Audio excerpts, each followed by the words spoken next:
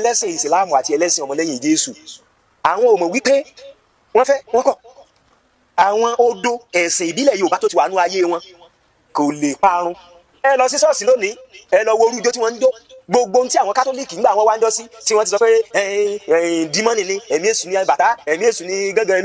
ẹ lọ sínú ṣọ́ọ̀ṣì nísìn bí praise and worship wọn tí ò bá ti rí gángan tí ò tí ì rí dandan tí àwọn omele akómele tí ò tí ì rí wọn tí ò rí àwọn àkúbà kò mọ̀ tí ì dùn ṣé àwọn mùsùlùmí ṣe wọn máa kọrin tẹ́lẹ̀ wọ́n yìí kọrin gbogbo bàtẹ́mi wà kékeré wọ́n yìí kọrin tó bá tiẹ̀ lẹ́yìn eke tí a máa ṣe ni ẹ lọ wò ní ìsìn ẹ lọ wò yípadà tó dé báyẹn sọ́dọ̀ láì mọ̀ wọ́n ń ṣe àmúlò àwọn nǹkan tó jẹ́ ẹ̀sìn ìbílẹ̀. mo lè kásá láti létí òkun mo lè kásá láti létí ọ̀sà bẹ̀m̀bẹ̀ anabi Ọ̀ṣun ló ní bẹ̀m̀bẹ̀ n bò wọ́n ti rí bẹ̀m̀bẹ̀ sọ wà nù Kùránì pé bẹ̀m̀bẹ̀ ni ẹ wọ́n lọ́wọ́ Bọ́lá rẹ̀ I have the CD here Bọ́lá rẹ̀ ọba mi o ọba ńlá elétí gbòrògbòdò ọ̀ya ní elétí gbòrògbòdò elétí gbòrògbòdò elétí ìgbàròyé ọ̀ya nẹ ọ̀ya ló ń dẹ́bẹ̀ gbẹ̀ngbẹ̀rẹ̀kú dàbí òwú òbẹ́ ju àkẹ́lẹ́ kan èṣù ní ń dẹ́bẹ̀ iṣu ṣe é jẹ kó àkàsọ̀ lódùn ó gàká. sẹ́rí ìgbà tí mo sálábàpàdé ọ̀rọ̀ bàbá wa yìí láàárọ̀ ìní inú mi dùn gan toró ṣe déédéé tí mo ní níròrí ó ṣe déédéé ìwòye tèmi wípé ṣé pé ọkàn máa jọ rìn pọ̀ mo ń retí ta lẹni náà ta ni mùsùlùmí ta làáfàá náà ta ni pásítọ̀ náà tí ó dènà yìí tí bàbá wa yìí sọ yìí pé kò rí bẹ́ẹ̀ sáà lè rí torí pé ìgbà tí mo wòye sí wípé èyí tí ń ṣẹlẹ̀ tó bí àwọn ms bàbá àti irú wọn bẹ́ẹ̀ òun ni orogún òwò wọ́n rí pé ẹ̀ ń jẹjà wọn wọ́n ní àwọn ẹlẹ́kọ̀ọ́ ní ìdá orífa sábàbù bàtọ̀lẹ̀ àjà tẹ́ ẹ bá ti mọ kí ni ń bí ariwo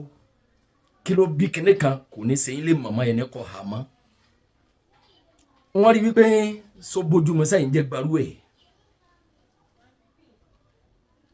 kẹ́ ẹ bá wọn lórí nǹkan kan tí wọ́n ń ṣe kẹ́ ẹ wá pa á lójú dà kẹ́ ẹ kọ́pọ̀lọpọ̀ yín máa wá fi méèkì ẹ̀ nílẹ̀ Yorùbá Islam ọba wọn lórí pé wọ́n ń dífá ẹ wá gba ifá lọ́wọ́ wọn ẹ pè é lẹ́bọ ẹ wá fi yẹ̀pẹ̀ títẹ̀ ẹ fi rọ́pò ẹ bá wọn pé wọ́n ń da ọ̀pẹ̀lẹ̀ ẹ wá pa á lójú dà ẹlẹ́bọ ni ẹ wá sọ di tẹ̀sùbá kẹ́ máa fi tẹ̀sùbá yẹsẹ́ wò fáwọn èèyàn ẹ bá wọn olóṣàálá àwọn Ọlọ́bàtálá àwọn olóṣà oko aṣọ funfun làwọn máa wọ̀ wọn lè máa káàkiri àárín ìjà ẹ lè bá wọn lẹ́sẹ̀ mọ́sálásí ọmọ mi o ọ̀ ní tẹ̀sẹ̀ àgbàmọ́lẹ̀ o ọ̀ ní segin nìkan o ọ̀ ní gbọ́jọ́ aláìjọ́ lọ o láti wọ́n máa dẹ́rù ayé bá o tó fi bùn wọn lówó aṣọ funfun ni wọ́n wọ̀ ẹni tọ́jú eré rẹ̀ ò bá kéré jọjọ kọjá bó ti yẹ wọ́n délẹ̀ kẹ́ mọ́wọ́ ìmí ilé wọn lè bu tùràrí kan sínú gbá tó o bá ti ń lọ báyà ọmọ mi àrìnà rí o àrìnkó rí o wọ́n sàmọ́ sọ àwọn èdè kan ẹ wá pa lójúdà fún wọn ẹlẹ́bọ ni ẹ wá sọ di àsàlátù sunday ẹ wá lọ ọmọ wípé special prayer every month tí wọ́n bá fi kádùn àyè ó tètè gba aṣọ funfun ní káwọn náà wọ̀ wá ẹ sì lọ má dì sí ànábì sànàsànà kí ànábì sànàsànà náà fẹ́ràn aṣọ funfun wọ́n máa lọ lè rúbọ létí odò wọ́n máa lọ lè di ẹrù ẹgbẹ́ létí odò ẹ pa lójúdà fún wọn ẹlẹ́bọ ni káàní àwọn mùsùlùmí wá ń kó àwọn èèyàn létí òkun nílẹ̀ Yorùbá láti lọ gbàdúrà àwọn náà wá sí Ọlọ́run mi o tí wọ́n wo sẹ́ẹ̀rí tara àgbà tí wọ́n mú ìsìlámù wọlé Yorùbá gan ni wọ́n ti wò tara àgbà tí wọ́n sì mú kìrìsìtẹ́nìtì wọlé Yorùbá náà ni wọ́n ti wò gẹ́gẹ́ bàbá wa yìí náà ti sọ sẹ́ẹ̀rí tí ìbá máa gbé mo fẹ́ máa hàn báyà nù mí wá tó jẹ́ pé kò ní nídìí kí n máa gbé fídíò wọn báyìí wá àmọ́ láti máa fi jẹ́rìí ọ̀rọ̀ wípé a jẹ́ pé gbogbo wa náà kọ́ la sùn tá a kọrí síbi kan náà àṣì ọ̀pọ̀lọpọ̀ èèyàn náà ń bẹ tó jẹ́ pé ìròrí wa bákan náà ni ẹ fi Islam jẹjà wọn ẹ wá fẹ́ kí wọ́n fọwọ́ lẹ́rán ká máa wòye pé ọ̀dà bẹ́ẹ̀ Christianity àti Islam àwọn méjèèjì ni wọ́n súnmọ́ra wọn jùlọ nínú ẹ̀sìn tí gbogbo èèyàn bá ń pè àpè mọ́ rẹ̀ nínú ayé torí pé àwọn ni Allah subhanahu wa ta'ala àwọn ló ní ẹ̀yin mùsùlùmí o a'udhu billahi minash shaitani rajim kul ya ahlal kitabi ta'alaw ila kalimatin sawa'in baynana wa baynakum alla na'buda illa Allah wa la nushrika bihi shay'an wa la yattakhidha ba'duna ba'dan arbaba min dunillah fa in tawallaw faqulu shahadu bi anna muslimun.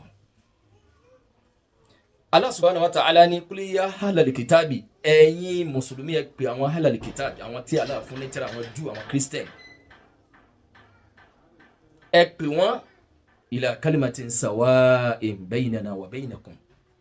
ọ̀rọ̀ kan bẹ tẹ́yìn àti wọ́n jọ dọ́gba lórí ẹ̀, ó ní alla na'buda illa Allah, ẹ fún Allah níjọsìn ó nìkan, ẹ má dá ẹbọ pọ̀ mọ́, wala nushrika bihi shay'an, ẹ gbọ́dọ̀ dá ẹbọ pọ̀ mọ́ jọ́sìn, ẹ gbọ́dọ̀ ṣẹbọ, wala yattakhidha ba'duna ba'dan arbaba min dunillah, ẹnìkan nínú yín ò sì gbọ́dọ̀ sọ ẹnìkan máa mú sìn nípò sìn kó wá sọ̀rọ̀ ààrẹ di òòṣà táwọn yóò máa bọ ẹ́. Allah wa ní fa in tawallaw faqulu shahadu bi anna muslimun, tí wọ́n bá gún rí táláwọn ọ̀gbọ́n yín yé àwọn ọ̀gbà, Allah ní ẹ fìdí ẹ̀ múlẹ̀ fún wọn pé ẹ̀yin ò ní bá wọn lọ mùsùlùmí lẹ́yìn o.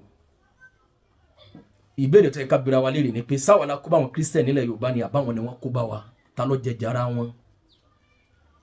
Ǹjẹ́ ọjà àbọ̀rìṣà tí Islam àti Christian bá wọn tí wọ́n jẹ́ òrìṣà náà láwọn ń bọ wọn láwọn ń ṣẹfá, òkè ẹ wá ní kí wọ́n má ṣẹfá mọ́ pé ẹbọ ni, ẹ̀yin wá fi yẹ̀pẹ̀ títẹ̀ fi rọ́pò, àwọn ń wo àwọn ń dífá wọn fi mọ mustakbal, ẹ̀yin náà wá ń tẹ yẹ̀pẹ̀ ẹ̀ filẹ̀ fi ń yẹsẹ́ wò fún wọn. ìta ọkọ̀ wọlé ẹ̀kọ́ fẹ́ kí ni ìrìnàjò tó yẹ kọ́ lọ,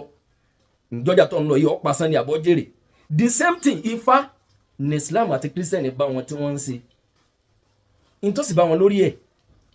kí wọ́n máa dífá láti máa fi mọjọ́ ọ̀la àwọn èèyàn, máa fi mọ mustakbal, ẹnìkan fẹ́ fẹ́yàwó, ẹnìkan fẹ́ lọlé ọkọ, ẹnìkan fẹ́ bẹ̀rẹ̀ òwò kan, ọ̀nà kan ni tí wọ́n gbé kalẹ̀ láwùjọ ara wọn tá fi ń jẹjà ara wọn, tí kálukú fi ń rẹ́ra wọn jẹ, kí wọ́n dìtẹ́tì Ifá pé àwọn fi ń ṣàyẹ̀wò, kì í ṣe ilẹ̀ Yorùbá nìkan ni wọ́n ti dìtẹ́tì tó dọmọ́ bẹ̀ ní gbogbo ayé, kí wọ́n dìtẹ́tì kankan sí kejì, àwọn míì ń bẹ kí wọ́n dànkan sókè kí wọ́n wọ́n èyí tó bá ṣẹ́kù sọ́wọ́ wọn ni wọ́n fi sòdí wọn pé àkọsẹ́kù méjì, ẹ̀fọn ni bòmí,